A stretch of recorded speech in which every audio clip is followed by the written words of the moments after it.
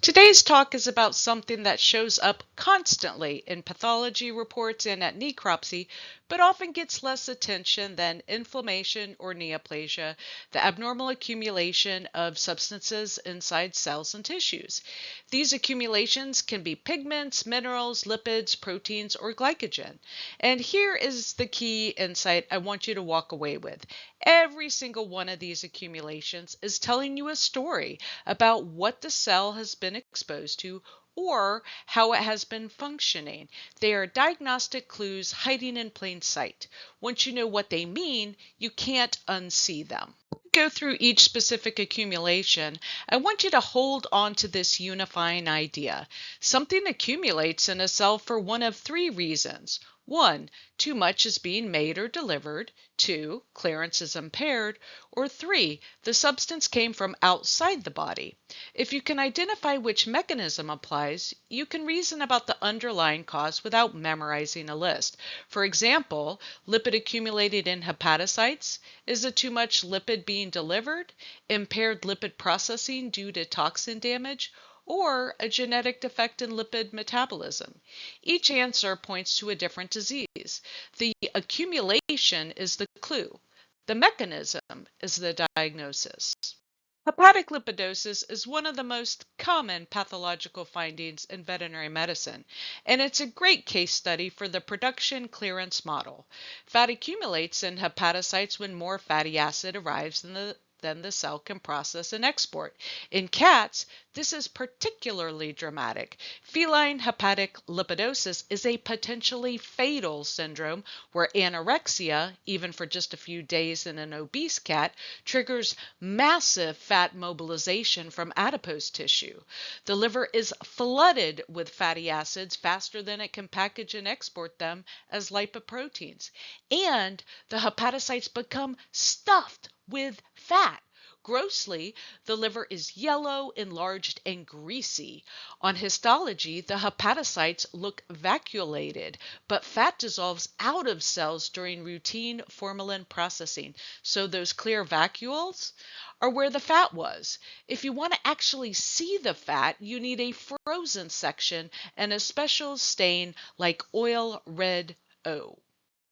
Hemoglobin breakdown gives us three of the most diagnostically useful pigments in pathology. When red blood cells are destroyed, either normally in the spleen or pathologically in hemolytic disease, hemoglobin is broken down. The heme ring is open to form biliverdin, then reduced to bilirubin. Bilirubin is normally conjugated by the liver and excreted in bile. When it accumulates, because too many red cells are being destroyed, because the liver can't conjugate it, or because bile can't flow, it deposits in tissues, causing the yellow discoloration we call icterus or jaundice. Hemosiderin is the iron storage form of heme breakdown. It appears as coarse golden brown granules inside macrophages and stains bright blue with Prussian blue stain. Hemato, hematoidin is chemically identical to bilirubin but forms in avascular areas where macrophages can't access the breakdown products. You'll see those distinctive orange-yellow rhomboid crystals in old hematomas. Hemosiderin is one of those findings that rewards a location-based interpretation. If you find it in alveolar macrophages, what pathologists call heart failure cells, you immediately think chronic left-sided heart failure. The failing left heart backs up pressure into the pulmonary vasculature, red cells leak into alveoli, and alveolar macrophages phagocytose and break them down, loading up with hemosiderin.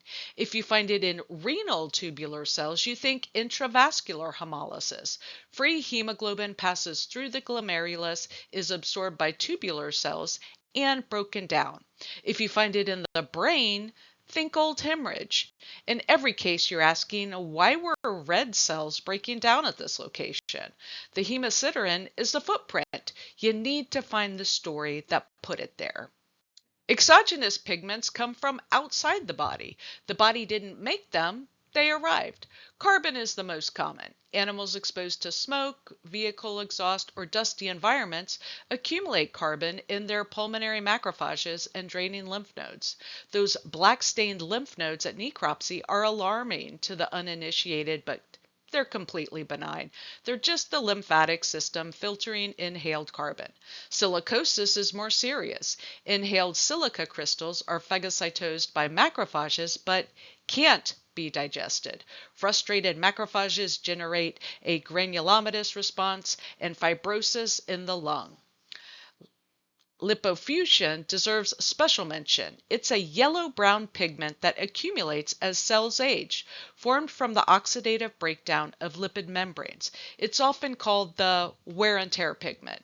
Finding abundant lipofuscin in an organ tells you those cells have been under oxidative stress or they're simply very old.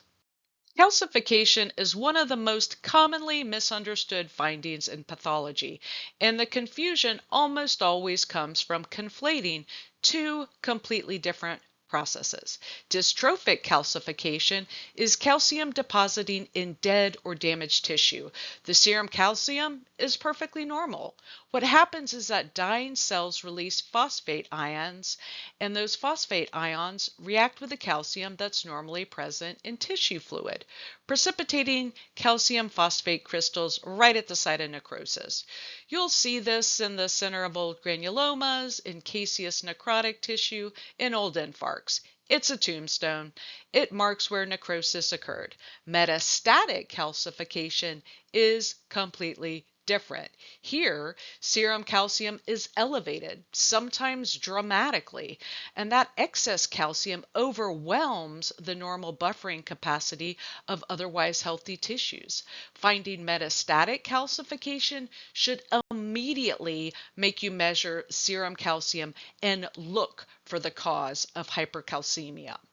When you find metastatic calcification, treat it as a diagnostic alarm. Serum calcium must be measured. In dogs, the two most important causes to rule out are malignancy, particularly lymphoma and anal sac adenocarcinoma, both of which can secrete PTH-related protein that mimics PTH activity, and primary hyperparathyroidism from a parathyroid adenoma.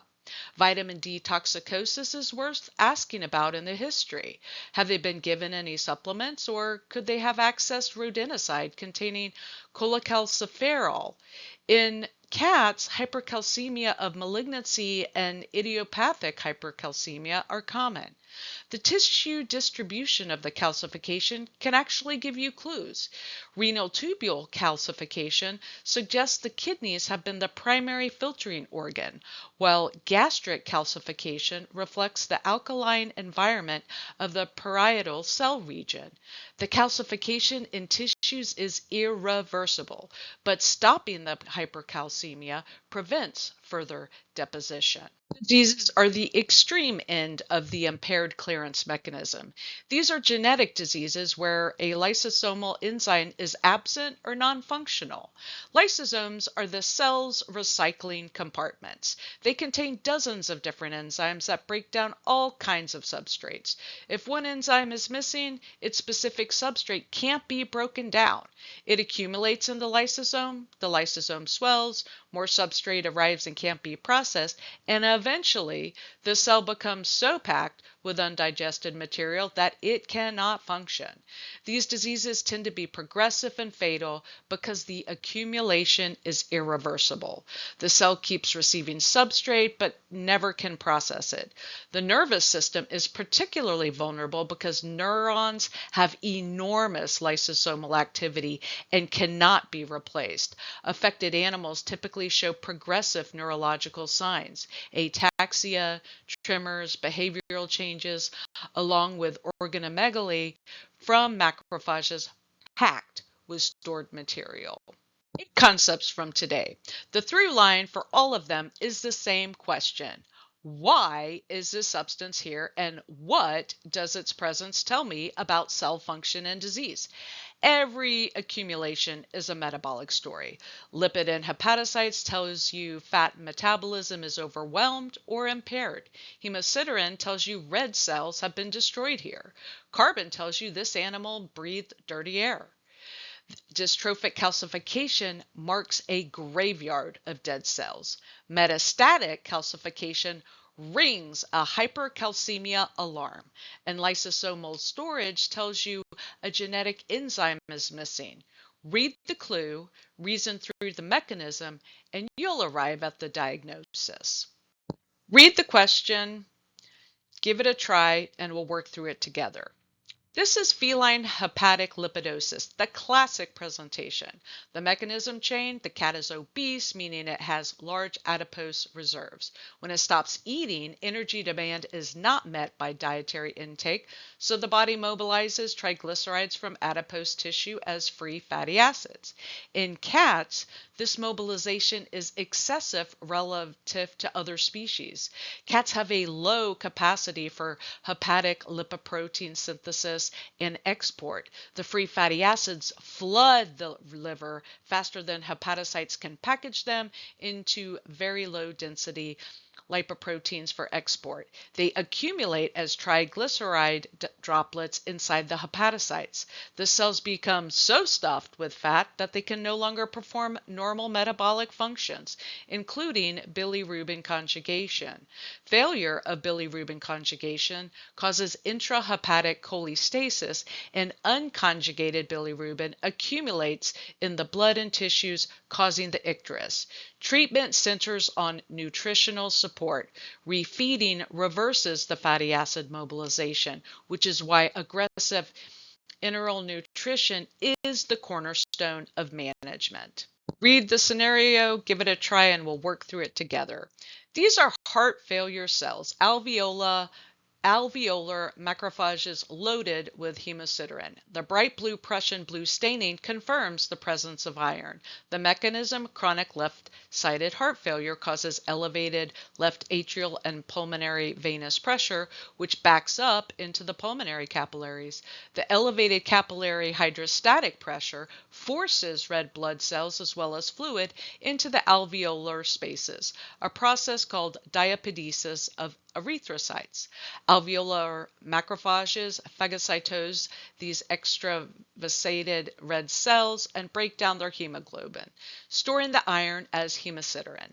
The longer the heart failure has been present and the more severe it is, the more hemosiderin-laden macrophages accumulate. Their presence is therefore a marker of chronic, sustained pulmonary venous hypertension, not just acute pulmonary edema.